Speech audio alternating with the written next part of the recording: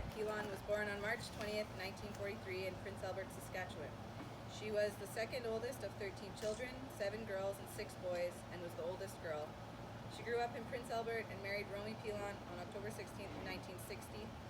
She had 5 children in 5 years, which seems crazy because I can barely keep up with 2 under 5. She worked at Great Western Garments in Saskatoon for 10 years until they closed, and she was asked to transfer to head office in Edmonton. She stayed here, raised 5 children, and eventually gained 15 grandchildren and 11 great-grandchildren. She never had a license or drove a car, which is one thing I remember vividly as a child, as she babysat me and we would ride the city bus together if we needed to go anywhere. As a kid, this was a pretty amazing experience, as I remember how great I thought it was to ride the bus with Grandma. There are many things I remember about our time together when I was young and she babysat me.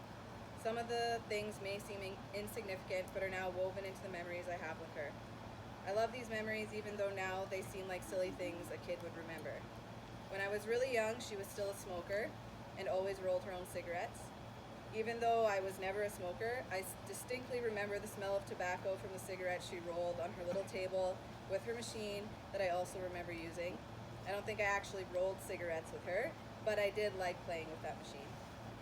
When they lived in the apartment on the corner of Wedge Road and 33rd, we would all stuff in there at Christmas time and set up all the TV trays and play bingo. She always bought us little prizes and wrapped them individually, so when we won a bingo, we got a little present to unwrap. This was always something we looked forward to, as we weren't allowed to open our main presents until midnight when it was actually Christmas, so this is how we were entertained until then. Other seemingly insignificant memories I have of her then include watching her take insulin or marveling at the scar and staples on her leg from her surgery. To this day, I can't look when I get blood taken or get immunizations. These memories were the first ones that showed me how strong and resilient she was. She was the strongest woman I have ever known in my life. Some may say that she was straightforward or blunt, but she was always honest, and I really appreciated that about her. She never sugarcoated anything and would always tell you exactly what she thought. I loved that about her. I missed talking to her and getting her opinion, as I knew she would always say what she wanted and thought you needed to hear. She was unapologetic and stubborn and could take anything that came her way, and she took a lot. She lived the majority of her life with diabetes, had and beat both breast cancer and uterine cancer, survived open heart surgery, and numerous other health battles. I always joke that this strong, stubborn Métis woman was going to live forever because of her stubbornness. She definitely wasn't going to go down without a fight, and I can imagine her looking down now and laughing at me for saying that. Kind of like the time I jokingly told her that we should start calling her Cookum, and she scoffed, laughed, and told me that she wasn't some old Cookum. She didn't grow up knowing or embracing that she was Métis, but there are many Métis traditions that I'm happy she passed on to all of us and embraced as she got older. I taught her how to do beadwork probably 15 years ago, and she would make beaded Métis pins or hair clips and sell them at various markets or at Folk Fest at the Indian and Métis Friendship Center. I was so proud to be her granddaughter when I got to sit with her. I was always proud to be her granddaughter. For the last few years, I would find her apples from someone's tree, and she would make apple pies. I once sat with her for a whole afternoon, and we peeled, cut, and prepped apples for apple pies, measured out the filling for one pie, and put them in bags to freeze, so when you wanted to make a pie, all you had to do was make the crust, thaw your filling, and bake it. She always had little tricks and tips from years of baking and cooking, but nothing will trump the memories I have of making bangs with her and Auntie Gail for Christmas every year. We have been making bangs together for almost 10 years, and every year she makes it from memory and feel, while Auntie and I carefully measure out each ingredient and check in with her to make sure we were doing it right. Even after 10 years, there was always something she had to tell us we were doing wrong.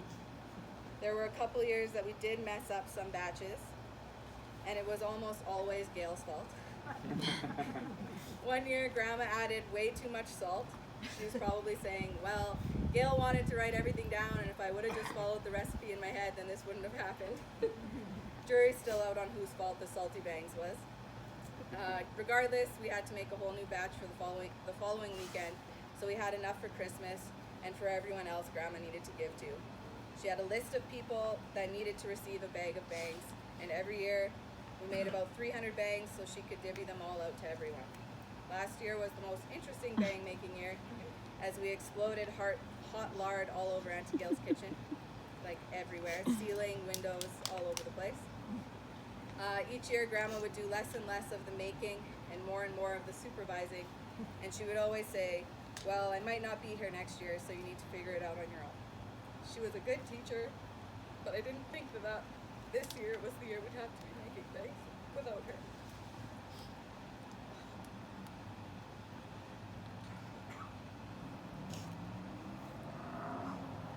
She has taught me a lot in life about honesty, caring, resilience, and spending time with the people who matter most. She would call me often and ask me how the kids were doing, or how Matt, her little guy, as she called him, was doing, and offer to bake us something. The last phone conversation I had with her was a week before she passed away, and I was just packing up my classroom to change schools and start a new position. I told her I'd call her back, and I forgot until the next day.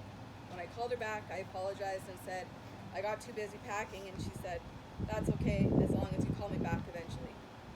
I'm so happy that I did. I got to talk to her about my new job, tell her that what we were all doing, and that we were doing well, and made sure she was okay. She never wanted anyone to worry about her, and the only time she really asked for anything is if she was too hot and needed you to open a window. She would tell me as a kid that her mom was always with her. A light would flicker or a door would close on its own, and she would say, that's Mom saying hi. One day I know she'll come and say hi in her own way, and I can't wait. Love you, Grandma. Miss you, and thank you.